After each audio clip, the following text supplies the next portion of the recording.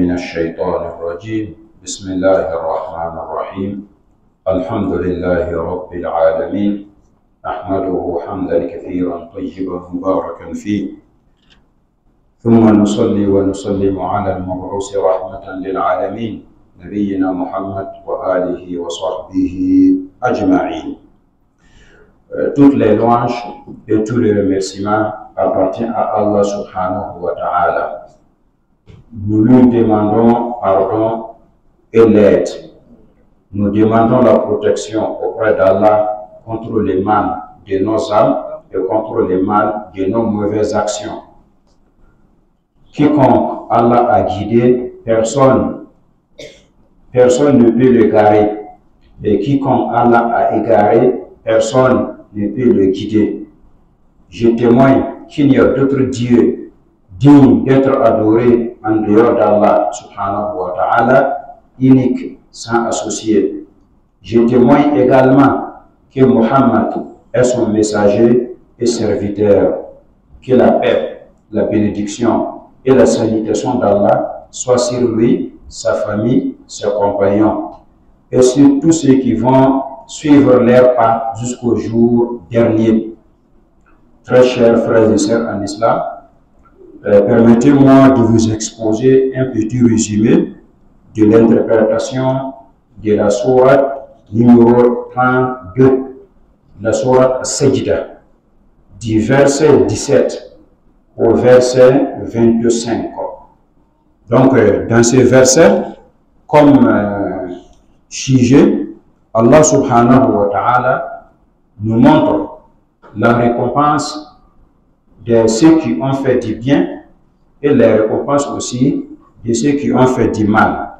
Allah veut nous montrer que les deux ne sont pas égaux. Les gens du paradis ne sont pas comme les gens de l'enfer.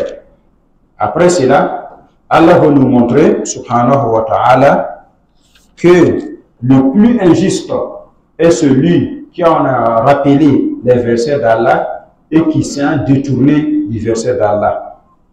Après ça, Allah veut nous montrer qu'il avait donné un livre à son messager Moussa alayhi salam et dit au Muhammad de ne pas être en doute qu'il va rencontrer Moussa alayhi salam. Il nous a montré aussi qu'après Moussa, Allah a désigné quelques dirigeants qui vont diriger les gens vers la religion d'Allah parmi les descendants de Moussa alayhi salam. Il a fini par montrer que c'est Allah seul qui va décider et qui va juger entre les gens au jour dernier pour montrer ceux qui ont avec la vérité et ceux qui étaient avec le faux.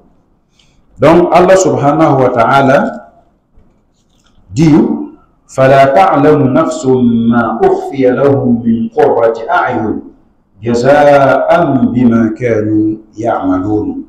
أي فلا تعلم نفس, c'est-à-dire aucun être ne sait,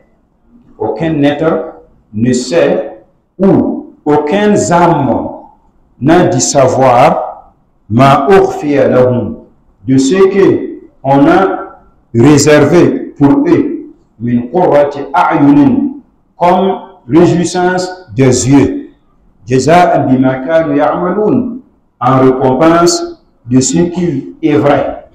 Donc dans ce verset, Allah subhanahu wa ta'ala nous montre que il va récompenser ceux qui ont fait du bien, les croyants qui ont œuvré conformément aux enseignements d'Allah subhanahu wa ta'ala. Allah va récompenser d'une manière que personne ne connaît les valeurs ou les degrés de cette récompense-là. Donc ce qu'Allah a réservé pour les croyants, c'est une grande chose qu'on ne peut jamais imaginer, qu'on ne peut jamais comprendre avec notre petite connaissance. C'est pour cela, dans un hadith, le prophète a dit, sallallahu alayhi wa sallam, qu'il y a dans le paradis ce que l'œil n'a jamais vu et ce que lui n'a jamais écouté. C'est aussi que le cœur n'a jamais pensé. Il y a dans le paradis des délices et des jouissances que l'œil n'a jamais vu et que lui n'a jamais écouté et que le cœur aussi n'a jamais pensé.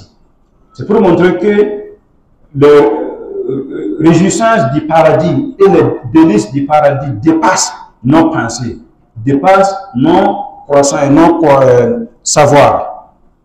أفمن كان مؤمنا كمن كان فاسقا لا يستوون. Donc notre Seigneur dit ici, est-ce que أفمن كان مؤمنا, est-ce que celui qui est croyant complètement est égal, kaman est égal, man kana fasik est égal à celui qui est pervers? Est-ce que un croyant et un pervers se ressemblent? Là, ils ne sont pas égaux. Ils ne sont point égaux. Donc celui qui est croyant, qui croit qu'Allah existe et qui fait ce qu'Allah lui a demandé, qui laisse ce qu'Allah interdit, n'est pas égal à celui qui est pervers, celui qui a démonté les religions, celui qui ne pratique pas les ordres d'Allah subhanahu wa ta'ala. Donc, les deux ne sont pas égaux chez Allah subhanahu wa ta'ala. Donc, si les deux ne sont pas égaux, s'il y a une différence entre un croyant et un pervers, quelle est cette différence-là? Allah va nous montrer que dans l'au-delà, après les récompenses, on va trouver une grande différence entre la récompense des croyants et la récompense des pervers. Quant aux croyants, Allah dit Amma alladhina amanu. Quant à ceux qui ont cru à Allah subhanahu wa ta'ala wa amilu salihat et accompli des bonnes œuvres, falahum jannatul ma'wa. Ils auront une résidence dans des jardins, nuzulan bima kanu ya'malun, comme récompense de ce qu'il est vrai. Le voilà comme Allah nous montre ici la grande récompense des croyants. Donc, celui qui croit à Allah subhanahu wa ta'ala, celui qui accomplit de bonnes œuvres. Une bonne œuvre, c'est l'œuvre qui a regroupé deux choses. Premièrement, c'est la sincérité. Et le deuxième, c'est le fait de suivre le prophète alayhi salatu wassalam. Quand on regarde les actes d'adoration, tels que la prière, le jeûne, l'aumône obligatoire, les charités, la lecture coranique, tout ça, on ne peut pas dire que c'est une bonne action sans avoir les deux choses-là. La sincérité. C'est-à-dire, tu travailles ça exclusivement en cherchant la face d'Allah subhanahu wa ta'ala. Tu fais ça en suivant les pas du prophète Mohammed alayhi sallam. Donc celui qui fait une œuvre avec ces deux choses-là, son œuvre, on peut dire que c'est une bonne œuvre. C'est une bonne œuvre comme Allah l'a qualifiée. Non. Donc, falahum jannatul ma'wa, ceux-là auront une résidence dans des paradis.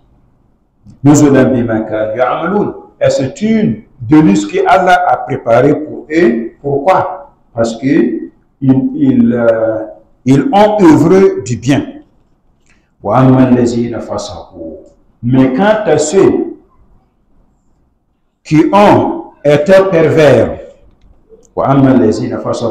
et quant à ceux qui ont été pervers, leur résidence sera l'enfer. Donc ils vont les pénétrer dans l'enfer. Toutes les fois qu'ils voulaient de sortir de l'enfer, on va les faire rentrer une deuxième fois. On va les ramener dans l'enfer. On va leur dire, en leur manquant, goûtez le châtiment de l'enfer. De ce que vous ne croyez pas. Donc, vous ne croyez pas que vraiment il y a un enfer. Donc aujourd'hui, goûtez le châtiment de l'enfer que vous ne croyez pas. Donc voilà un verset qui nous montre que les pervers, au jour dernier, ils seront à l'enfer. Où ils vont essayer de sortir.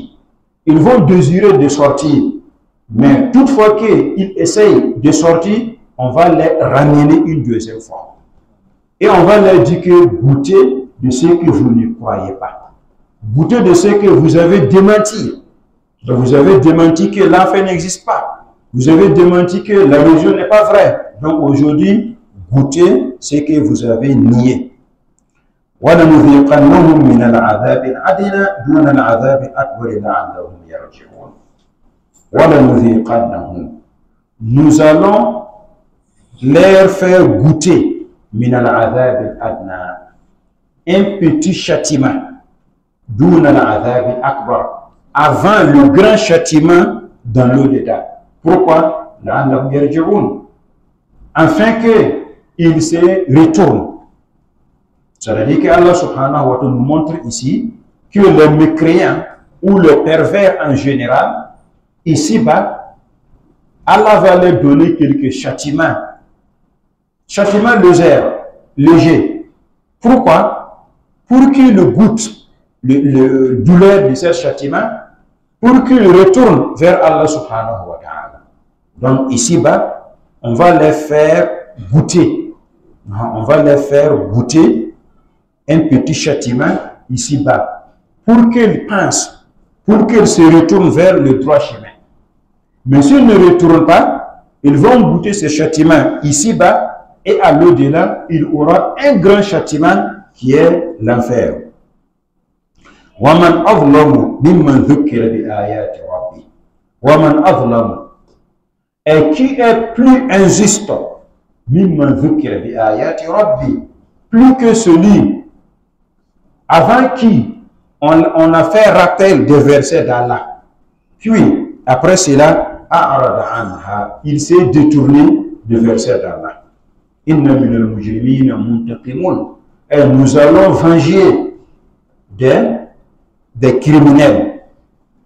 Donc, c'est-à-dire qu'il n'y a pas celui qui est plus injuste que celui qu'on l'a rappelé les versets d'Allah.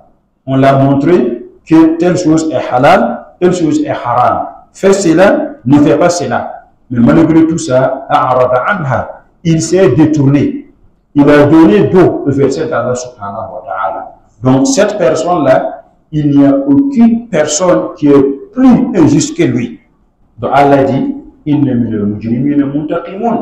certainement, nous allons venger contre les criminels. Donc les criminels, les pervers qui ont démenti la religion, dans le jour dernier, Allah va venger contre eux. C'est-à-dire Allah va les châtier. Allah va les punir de leur mauvais comportement.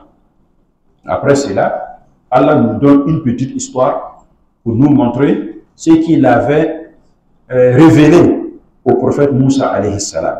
Donc Allah a dit, وَلَقَدْ آتَيْنَا مُوسَى الْكِتَابَ.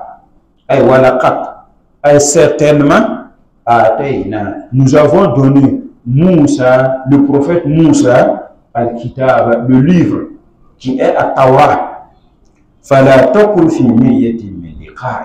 Donc, toi, Muhammad, ne sois pas en doute de sa rencontre.